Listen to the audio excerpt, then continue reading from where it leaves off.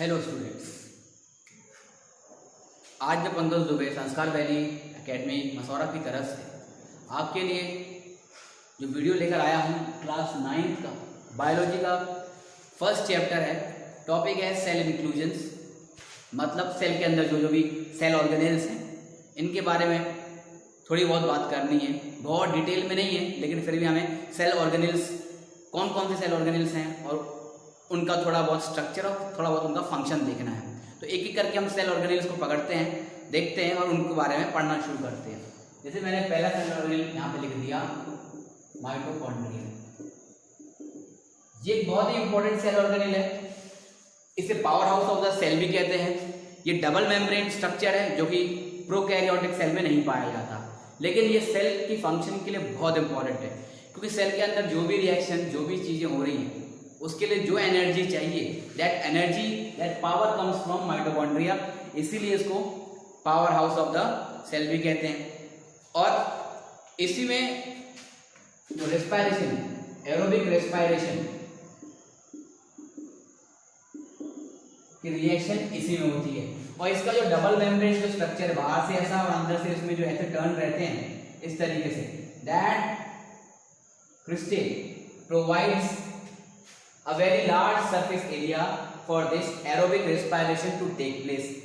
तो aerobic respiration के लिए बहुत सारा उसको सरफेस एरिया प्रोवाइड कराता है।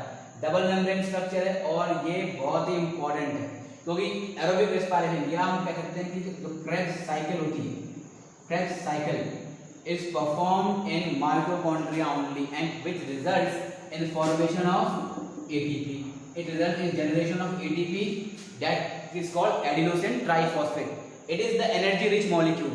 Energy is stored in this form only in our body. हमारी बॉडी में एनर्जी एटीपी के फॉर्म में बनती है और इसी मॉलिक्यूल में स्टोर्ड रहती है। And whenever in emergency condition that energy is needed, then that energy comes from this ATP only, and that ATP is formed in this Krebs cycle or this aerobic respiration which occurs in mitochondria. That's why mitochondria is very important cell organelle.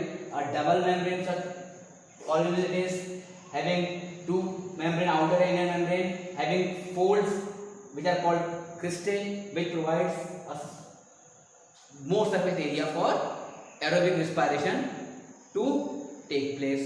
तो ये हो गया। Mitochondria के पास अपना खुद का भी एक डीएनए पाया जाता है, that makes it very special कि इसके पास खुद का भी डीएनए है। तो बहुत सारी चीजें ये खुद से भी प्रिपेयर कर लेता है, खुद से भी बना लेता है। सेमी ऑटोनोमस कह सकते हैं उसको, नॉट फुल्ली बट सेमी। तो ये हमने किसके बारे में इन शॉर्ट देखा, माइटोकॉन्ड्रिया के बारे में। Now the next cell organelle, जो अगला सेल ऑर्गेनेल हम लोगों को पढ़ना है, that is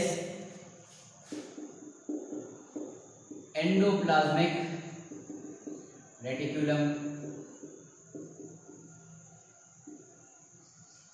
These are flat channel-like or tube-like structures which lie in cytoplasm from plasma membrane to the nuclear membrane।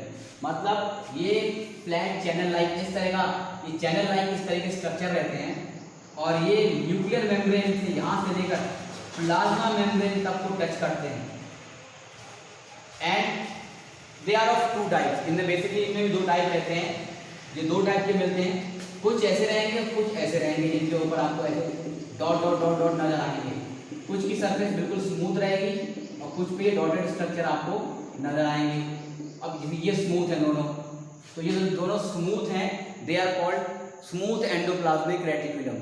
और ये जिनकी सरफेस रफ है, दैट ग्रैन्युलर स्ट्रक्चर जिसपे आपको ये बिंदी बिंदी दिख रही है, that is called a rough endoplasmic reticulum because of the presence of ribosomes on its surface. इसकी सरफेस आपको दिख रहा है, ये डॉटेड स्ट्रक्चर क्या है, राइबोसोम्स हैं। तो राइबोसोम्स इनकी सरफेस पे पाए जाते हैं, जिसके कारण इसका स्ट्रक्चर रफ दिखता है अपन को। अब इनका भी स्पेशल काम है। अब जो स्मूथ एंडोप्लाज्मिक रेटिकुलम है, ये SER, smooth endoplasmic reticulum, it has in formation of lipids. ये लिपिड्स बनाने में काम आता है। और ये जो रफ एंडोप्लाज्मिक रेटिकुलम दिख रहा है, ये रफ क्यों है, बिकॉज ये जो डॉटेड स्ट्रक्चर ये क्या है, These are rough because of the presence of ribosomes। इनकी सरफेस पे ये जो बिंदियां आपको दिख रही हैं, ये राइबोसोम्स हैं, and ribosomes are special structure which helps in formation of which helps in protein synthesis. तो ये जो रफ एंडोप्लाज्मिक रेटिकुलम है ये काम करता है प्रोटीन सिंथेसिस का, और जो स्मूथ एंडोप्लाज्मिक रेटिकुलम है ये काम करता है लिपिड सिंथेसिस का। और इसके अलावा ये ट्रांसपोर्ट चैनल की तरह भी काम करता है, सेल के साइटोप्लाज्म को ये स्ट्रेंथ भी देता है, मजबूती भी देता है, साइटोप्लाज्म को सपोर्ट देता है। और इसके अलावा अगर कुछ चीजों को ट्रांसपोर्ट करना हो यहाँ से वहां, तो आपको मालूम है ये सेल मेम्ब्रेन से देखो कहाँ तक पहुंच रहा है, न्यूक्लियस में। किसी चीज को सेल के अंदर with in their transport channel, किसी चीज को अगर यहाँ से वहां पहुंचाना हो तो उसमें भी ये काफी रोल प्ले करते हैं, काफी इंपॉर्टेंट रोल प्ले करते हैं विद इन इंट्रासेलुलर और इंटरसेलुलर ट्रांसपोर्ट ऑफ सब्सटेंसेस। तो that was all about endoplasmic reticulum.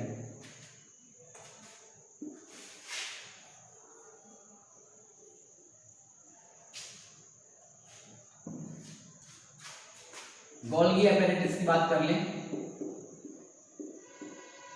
Golgi apparatus ये भी ऐसा फ्लैट सिस्टर्नी लाइक ऐसे स्ट्रक्चर होता है कुछ, इसमें वेसिकल्स आपको दिखाई देंगे, इस तरह का स्ट्रक्चर होता है।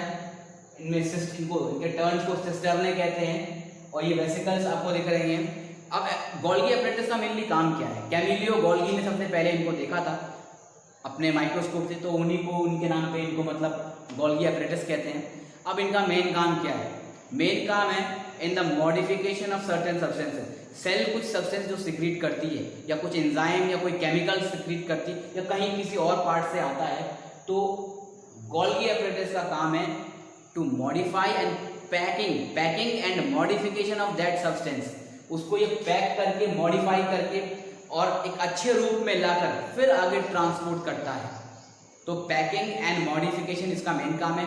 और बहुत सारे एंजाइम्स को ये स्टोर रखता है अपने अंदर, जैसे कि लाइसोसोम, उसको भी वो भी यहीं से सिंथेसिस होता है, यहीं से बन के निकलता है। तो ये एक स्टोर हाउस है बहुत सारे केमिकल, बहुत सारे एंजाइम्स का, और बहुत सारे जो सब्सटेंस यहाँ पर आते हैं ये उनको प्रॉपरली पैक करके, मॉडिफाई करके फिर आगे भेज देता है। ये हेल्प करता है in repair and synthesis of cell membrane. अगर सेल मेम्ब्रेन में या कभी यहाँ वहाँ कोई डैमेज हो जाए तो ये उसमें भी हेल्प करता है। इसके बाद बहुत सारे डाइजेस्टिंग एंजाइम होते हैं जो सेल में मौजूद, अगर कोई डैमेज चीजें हैं तो उनको ये खाकर डाइजेस्ट भी कर देता है। तो this was all about Golgi apparatus।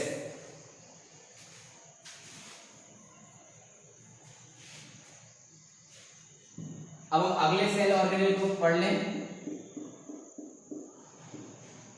ये एक सिंगल मेम्ब्रेन स्ट्रक्चर है। इससे पहले जो मैंने बताया वो they all are double membrane structure. ये सिंगल मेम्ब्रेन स्ट्रक्चर है और ये गोल्गी बॉडी से ही सिक्रेट होता है, गोल्गी बॉडी से ही आता है। इसका नाम है लाइसोसोम। अब इसका काम क्या है?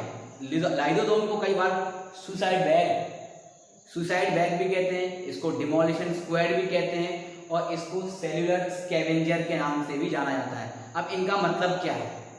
इनका मतलब ये है कि सेल में जब कोई पार्ट खराब हो जाता है, पुराना हो जाता है या डैमेज हो जाता है, तो लाइसोसोम निकलता है, और लाइसोसोम के पास बहुत सारे एंजाइम्स होते हैं और डाइजेस्टिंग एंजाइम, ये उस चीज को खा के डाइजेस्ट करके खत्म कर देते हैं।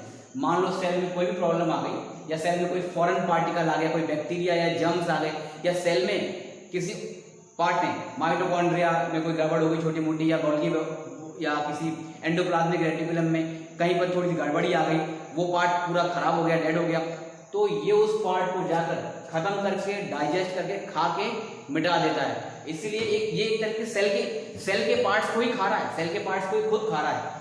तो अपन क्या कहेंगे? खुद को मारना, इस तरीके से खुद को खाना, तो हम इसे कहते हैं सुसाइड बैग्स। तो अगर कोई फॉरेन पार्टिकल, कोई जर्म या कोई worn out cell particle, damage cell particles को ठिकाने लगाने का काम, उनको मारने का काम, उनको डाइजेस्ट करने का काम किसका है? लाइसोसोम्स का है। तो आई थिंक आपको ये लाइसोसोम्स की वर्किंग भी समझ में आ गई होगी। और इसके बाद जो कुछ सेल ऑर्गेनेल, 2-3 ऑर्गेनेल और रह गए, उसको मैं अपने नेक्स्ट वीडियो में कंटिन्यू करूंगा। Thanks for watching, thank you very much.